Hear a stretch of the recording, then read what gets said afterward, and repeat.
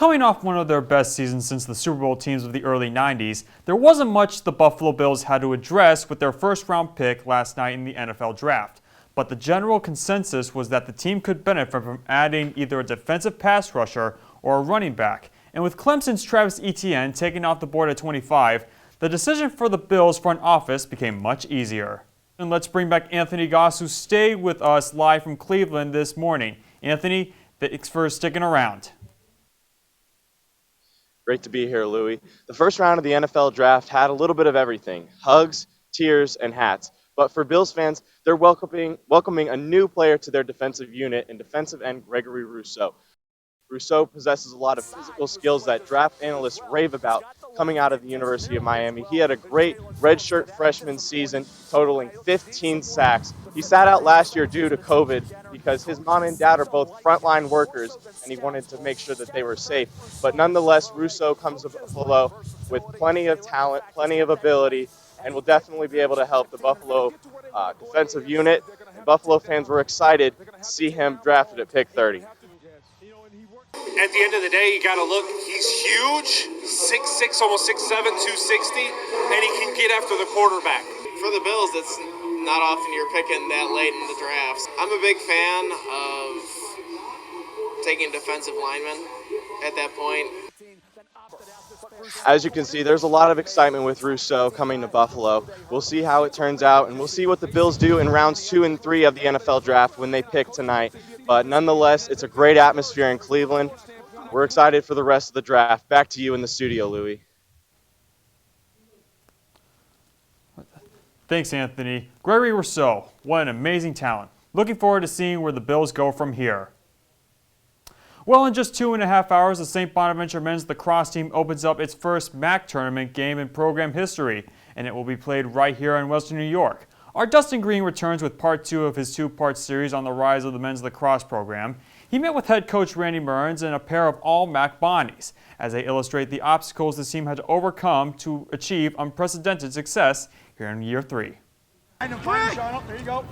Randy Mearns knew progress would be hard to come by at the outset of the rebirth of the men's lacrosse program. Considering the players would serve as the foundation of the program, he wanted no misconceptions during their recruiting process.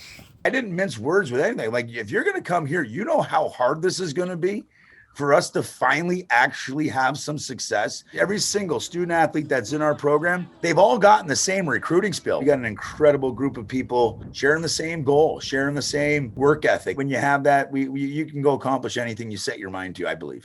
Bonnie's goalkeeper, Brett Dobson, has that work ethic, and he has not lost sight of the vision his head coach pitched to him, despite 2 winless seasons. Getting kind of kicked in the teeth for 16, 17 games in a row and losing allowed us to kind of have the opportunity to learn from those experiences. As we kind of start to move forward, this team's going to kind of start to achieve and reach new heights because of the stuff that we've gone through our first couple of years. And players like defenseman Zach Belcher don't just view that 2-year losing streak as a learning curve. He used it as fuel to come even more prepared for season 3. I think those losses the first 2 years really, stung. And you have to tell your friends about how, you were losing games by 15, 10 goals, whatever the case may be. Like, it really motivates you to work hard over the summer and come back, a better man and better lacrosse player in the fall. After a 4-4 season and a home playoff game, it appears Coach Mearns has the right pieces in place. He now has his sights set on the next step,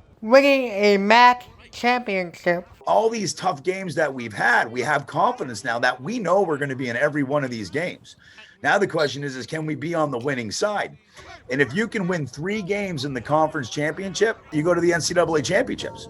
For SBU-TV Sports, I'm Dustin Green. New, now, next. Let's go! Face-off between the Bonnies and the Titans set for 1 o'clock this afternoon. You can catch the game on ESPN+. If St. Bonaventure can pull out the victory, they'll face the winner of Monmouth and Siena on Wednesday. We finish now with SBU-TV Sports Trivia again, a historic night for the Buffalo Bills, the latest they picked in the first round of the NFL Draft in franchise history. Their previous low was 28th. They've made 3 selections at that spot, which inspired our question for this week. Who was the last player to be taken 28th overall by the Buffalo Bills, and what year was that player selected? A bit of a trick question. In 2009, the Bills had 2 first-round picks, but that didn't come at the 28th spot, and they went with center Eric Wood out of Louisville. Daniel Geyer back in the SBU-TV Sports Trivia winner's circle for a record 6th time. Congratulations, Dan. And we'll have plenty of time of draft coverage from 2 days 2 and 3 headed our way on our social media pages. Also, keep an eye out for highlights from today's MAC quarterfinals game. Enjoy the rest of the NFL draft. Kurt and Jaron, back over to you guys.